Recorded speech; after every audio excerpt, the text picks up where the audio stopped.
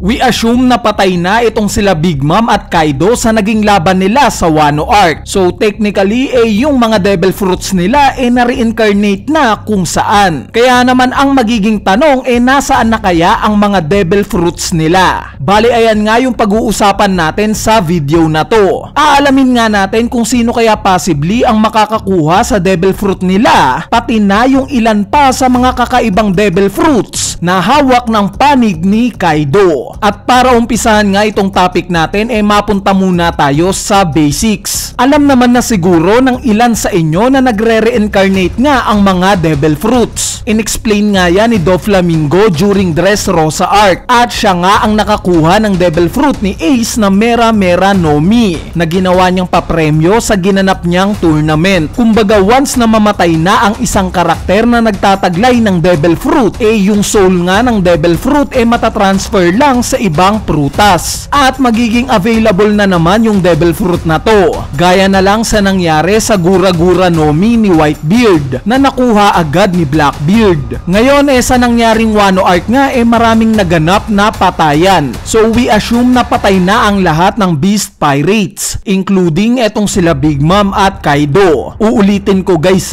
i-assume lang natin since wala pang ang malinaw na paliwanag kung patay na ba talaga sila. Bale ang una nga nating talakayin na Devil Fruit etong Fish Fruit Model Azure Dragon ni Kaido. Kung sakali nga at umusbong itong Devil Fruit ni Kaido, may tatlong karakter nga akong nakikita na pwedeng babagay sa Devil Fruit na to ni Kaido. At sila nga sila Momonosuke, Yamato at Blackbeard. Unahin na nating pag-usapan itong sila Momonosuke at Yamato. Dahil nga sa Wano namatay itong si Kaido, logical lang na isipin na sa Wano talaga magpapakita itong Devil Fruit ni Kaido o dito magre-reincarnate itong Devil Fruit na to. Alam naman na natin yung rason kung bakit hindi sumama itong si Yamato sa Straw Hat Pirates at nagbago ang isip niya. Dahil nga yan sa gusto pa nga daw niyang libutin itong buong Wano since hindi nga niya yun nagawa nung time na buhay pa si Kaido. Kaya probably ito yung pwedeng maging rason kung bakit siya ang makakahanap ng Devil Fruit ni Kaido. Sa part naman ni Momonosuke dahil nga sa siya na currently ang shogun ng Wano, safe to say nga na kung sino man ang makakakita ng Devil Fruit ni Kaido, malamang na ire-report muna sa kanya. Kaya possible din na siya ang makakakuha ng Devil Fruit na to. So malamang nagtataka kayo kung bakit silang dalawa yung sinuggest ko sa makakakuha ng Devil Fruit ni Kaido. Gayong parehas ngang Devil Fruit users itong dalawa na to. At sobrang labo nga na makain pa nila to. Bale ang sagot nga dito hindi naman sila mismo ang kakain neto. Bagkos yung mga armas nila. During Alabasta Arc at Enies Lobby Arc nga nakakita na tayo ng mga weapons na nagtataglay ng Zoan Devil Fruits. At ayan nga sila Lasso at Fang Freed. Kaya naman possible nga na kung sino man sa dalawa na to ang makakuha ng Devil Fruit ni Kaido, i-acquire nila ito sa mga sandata nila. Si Momonosuke nga currently nahawak itong Amino Habikiri na isa sa espada ng tatay niyang si Oden. Sa mga hindi nakakaalam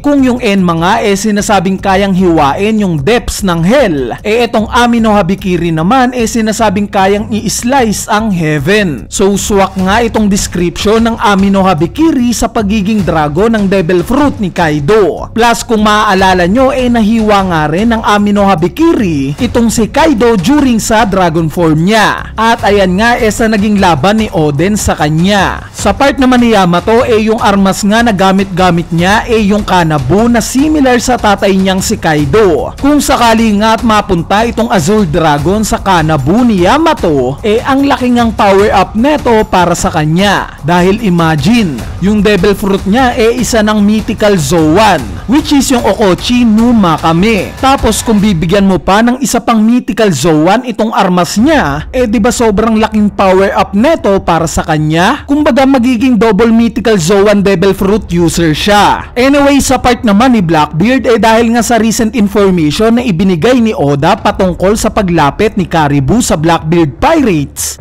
kung sakali nga at patulan ito ni Blackbeard malamang na isa itong Wano sa pupunteryahin niya. Since nandito nandito nga yung Pluton. At pwede ngang mag-pop up sa isip niya na bukod sa Pluton, may isa pa siyang makukuha sa Wano. At ito nga yung Devil Fruit ni Kaido. Kung sakali nga at makuha ito ni Blackbeard at makain, panigurado na magiging sobrang overpower niya. Dahil yung mga taglay nga ngayon na Devil Fruit ni Blackbeard isang Lugia type, which is yung Dark Fruit. At ito nga yung sinasabing pinakamalakas na Lugia Devil Fruit. Yung isa pa nga niyang Devil Fruit isang Paramecia na Gura no Mi, na sinasabi namang pinakamalakas na Paramecia Devil Fruit. Ngayon kung makain pa nga niya itong Devil Fruit ni Kaido na Fish Fruit Model Azure Dragon, kompleto na itong tatlong types ng Devil Fruit niya. Ngayon mapunta naman tayo kay Big Mom. Dahil nga sa recent appearance niya sa One Piece Film Red, maraming ang fan including na ako ang naniniwala na buhay pa siya. Pero for the sake nga ng topic natin, i-assume muna natin na patay na siya. At yung Devil Fruit niya na-reincarnate na. So ang tingin ko ngang kakain ng Devil Fruit ni Big Mom si Kozuki Sukiyaki. Sa latter part nga ng Wano arc ni-reveal na itong si Sukiyaki pala at si Tenguyama Hitetsu iisang tao lang. Ang rason nga ng pagbabalat kayo niya dahil sa na-ashame nga daw siya at hindi niya na ipagtanggol ang Wano mula kila Kaido at Orochi. Kaya naman ang idea nga dito dahil nga sa mahina itong si Sukiyaki, bagay nga sa kanya itong Soul